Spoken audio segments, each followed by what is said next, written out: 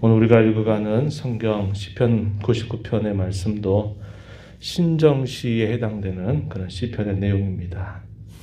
우리가 내일까지 읽어간 그 내용이 하나님께서 다스리신다라는 사실에 대한 주제를 가지고 하나님께 찬양과 경배를 드릴 것을 이야기해 주는 부분입니다. 오늘 우리가 읽은 이 말씀의 내용이 세 개의 연 정도로 나눠볼 수 있겠는데, 그 연이 끝나는 곳곳마다 비슷한 후렴구가 등장합니다. 우리가 읽은 시편 가운데서 3절, 5절, 9절 보면 이게 후렴구처럼 반복이 되고 있다는 것을 우리가 볼 수 있어요. 3절을 먼저 한번 보시면은 주의 크고 두려운 이름을 찬송할지니 그는 거룩하심이로다. 5절에 보면 너희는 여호와 우리 하나님을 높여 그의 발등상 앞에서 경배할지어다. 그는 거룩하시로다. 또 9절에 보면 너희는 여호와 우리 하나님을 높이고 그 성산에서 예배할지어다. 여호와 우리 하나님은 거룩하심이로다.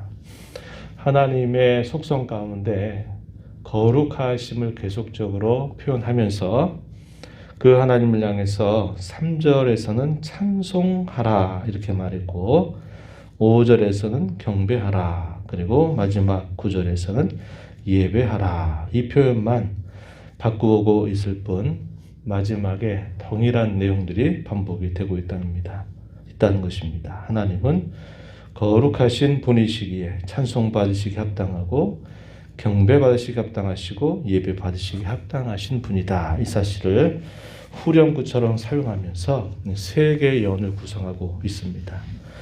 1절로부터 3절 내용에서 먼저 이야기한 부분은 여호와 하나님께서 다스리시는데 그분은 위대하신 주권자로서 다스리신다. 그러므로 그분은 찬양받으시기에 합당하다. 이 사실을 이야기해 줍니다. 1절에 보면은 여호와께서 다스리시니 만민이 떨 것이요 여호와께서 그룹 사이에 좌정하시니 땅이 흔들릴 것이로다. 여호와께서 다스리신다 이렇게 말하고, 그 다스림의 대상에 대해서는 만민이 표현되어 있고 땅이 표현이 되어 있습니다. 그리고 2절에 보면은 시온이 표현되어 있고 모든 민족이 표현되어 있습니다. 하나님께서 다스리시는 모든 대상에 있어서는 만민들, 땅, 시온, 모든 민족, 하나님의 이 다스림의 범주에서 벗어나는 대상은 없다는 겁니다. 그런데 그 대상이 크게 두 부류로 나누어지는데, 한 부류는 하나님의 백성으로 불리는 이들이고 또 한 부류는 하나님 백성이 아닌 자들에 대한 분류입니다. 하나님 백성이 아닌 자들에 대해서는 여호와께서 다스리심으로 말미암아 그들이 떨 것이고 흔들릴 것이다 라고 이렇게 표현한다면, 하나님의 백성들, 여기 시온으로 표현되고 있는 이 표현들을 보면 여호와께서 계심으로 안정되고 반대로 흔들리지 않는 그런 모습을 표현해 주고 있습니다. 하나님이 다스리시기 때문에 하나님을 섬기는 그의 백성들에게는 안정이 있고 또 그들이 요동하지 않는 모습이 나타난다면, 반대로 다른 대상들은 여호와께서 다스리기 때문에 그들이 흔들리게 될 것이다 라는 사실을 대조적으로 보여주고 있는 겁니다. 우리가 기억하는 신약 말씀 중에서 히브리서 12장 28절 말씀, 우리가 함께 생각해 볼 수 있는 표현입니다. 거기에서 뭐라고 말하냐면 우리는 흔들리지 않는 나라를 은혜로 받았다, 이 사실을 이야기합니다. 옛날 개역 성경에서는 진동치 않는 나라, 세상이 다 흔들리고 또 세상이 다 흔드는 것처럼 아무리 애를 쓰고 아무리 그런다 하더라도 하나님의 나라의 백성들, 또 그 나라는 견고해서 흔들림이 없다라는 사실을 이야기합니다. 그 나라를 은혜로 받았다. 그러므로 경건함과 두려움으로 하나님을 기쁘게 섬겨라, 이렇게 가르쳐 주고 있습니다. 우리는 하나님이 다스리신다라고 하는 이 사실 때문에 하나님은 그의 백성된 교회와 그의 성도들을 하나님이 언제나 돌보시고 보호하신다는 것을 확신하게 되고, 하나님을 섬기지 않는 그런 백성들에 대해서는 결국 견고한 것처럼 보이고 강한 것처럼 보여도 결국 그런 것들은 다 흔들리게 될 것이고 다 쇠망하게 될 것을 우리는 확신할 수 있다는 겁니다. 그 하나님은 위대하시고 그 하나님은 높으신 분이고 그 하나님의 두려우신 이름을 우리는 찬양함이 마땅하다. 이 사실을 1절로부터 3절에서 이야기하면서 하나님을 찬송할 것을 촉구하고 있어요. 4절과 5절에 가면 어떤 표현이 등장하냐면, 하나님께서는 다스리시는 통치자인데 그분의 통치는 의로우신 통치다라는 사실을 이야기하면서 그 하나님께 경배 드림이 마땅하다. 이 사실을 이야기해 줍니다. 99편 4절 가서 보면, 능력 있는 왕은 정의를 사랑하신다. 주께서 공의, 옛날 성경에는 공평입니다. 공평을 견고하게 세우시고 주께서 야곱에게 정의와 공의를 행하신다. 이렇게 표현합니다. 하나님의 통치는 의롭고 공의롭기 때문에 하나님의 그 통치는 반드시 그러한 모습들을 성취해내신다라는 것을 이야기하면서 의로우신 통치자, 그 하나님께 경배를 드리는 것이 마땅하다. 이렇게 표현합니다. 이것이 참 왕 되신 하나님의 능력이다 라는 사실을 이야기합니다.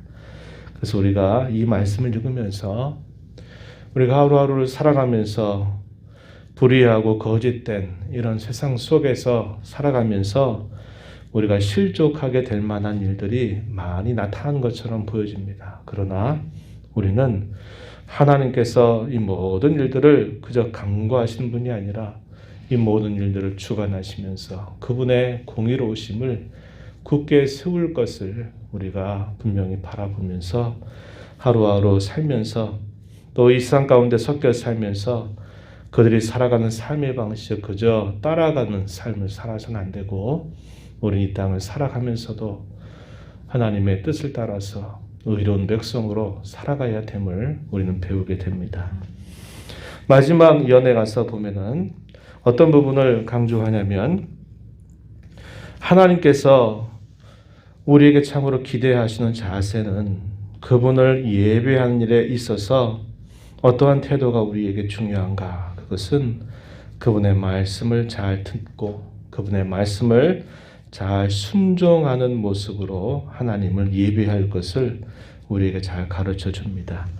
그러한 예로서 누구를 소개하고 있냐면 6절에 보면요, 그의 제사장들 중에는 모세와 아론이 있다. 그의 이름을 부르는 자들 중에는 사무엘이 있다. 이렇게 이야기하면서 과거에 하나님을 신실하게 섬겼던 사람들 소개합니다. 이 모세는 첫 언약의 중보자의 역할을 감당했던 인물이죠. 그는 제사장 계열에서 태어난 사람입니다. 그러면서도 하나님의 말씀을 받아서 자기 백성들에게 그대로 전달하고 그들을 인도하는 역할을 감당했던 인물이죠. 그리고 아론이라고 하는 인물은 그의 형님이면서 대제사장으로서 하나님을 잘 섬겼던 인물입니다. 그리고 사무엘은 선지자입니다. 선지자로서 또 하나님을 잘 섬겼던 그런 인물들을 소개해 줍니다. 하나님은 그들에게 말씀하셨고 그들은 하나님이 말씀하셨던 증거와 율례들을 잘 지킨 이들이다. 그들이 하나님 앞에 간구할 때 하나님은 응답하셨다라는 사실을 이야기해 줍니다. 6절 말씀의 하반절에 보니까 이렇게 말합니다. 그들이 여호와께 간구하며 응답하셨도다. 7절 여호와께서 구름 기둥 가운데서 그들에게 말씀하시니 그들은 그가 그들에게 주신 증거와 율례를 지켰도다. 이렇게 말합니다. 하나님은 말씀하셨고 그 말씀하신 부분들에 대하여 이 신실한 종들은 그 말씀을 잘 지켰다라는 사실을 그들에게 기억나게 하면서 그러한 하나님을 우리가 마땅히 예배해야 된다. 하나님은 그들의 모든 죄, 또 모든 허물들을 다 용서하신 그러한 하나님이시다. 그 하나님을 높이고 그 하나님을 예배하도록 하라. 이것을 가르쳐 주면서 촉구하고 있는 겁니다. 우리가 이 말씀을 통해서 배우는 부분은 그것이죠. 하나님을 참으로 예배하는 마땅한 자세는 하나님께서 하시는 그 말씀을 잘 순종하는 자로서 하나님을 예배하는 자들이 되어야 한다. 이 사실을 우리에게 잘 가르쳐 주고 있습니다. 오늘 우리가 이 말씀을 보면서 우리가 이런 죄악된 세상 가운데서 살면서 여전히 하나님은 의로우신 통치자로 이 모든 세상을 다스리시고 하나님은 위대하신 주권적인 통치자로서 세상을 흔들어 가실 것이고 그의 백성된 우리를 하나님께서는 안정하게 견고하게 붙들어 주실 것을 우리는 신뢰하면서 우리가 그 하나님께 찬양과 경배와 예배를 올려드림이 마땅한데 우리가 그렇게 올려드리는 참 자세는 하나님께서 우리에게 말씀하시는 그 말씀을 잘 순종하는 자로서 하나님을 예배해야 됨을, 찬양해야 됨을, 경배해야 됨을 우리는 배우게 됩니다. 이 한 주간 또 흩어진 교회로 우리의 생활 속에서 살아갑니다. 모여도 교회고 흩어져도 우리는 여전히 교회입니다. 우리의 삶 속에서 우리는 하나님을 예배하는 삶의 예배자로 또 이 한 주간 흩어진 자리에서 살아가야 합니다. 그러할 때 하나님을 참으로 삶 속에서 예배하는 마땅한 자세는 하나님의 말씀, 그분의 음성, 그것을 우리 마음에 잘 새겨 듣고 구체적으로 순종하는 모습을 통해서 하나님을 예배하고 또 삶 속에서 하나님을 높이는 자로 살아가야 하겠다는 겁니다. 이러한 기대와 소원을 가지고서 이 한 주간 하나님과 함께 동행하며 힘써 살아가는 복된 한 주간이 되도록 기도하시면서 또 힘써가는 저와 여러분 모두가 되기를 축복합니다.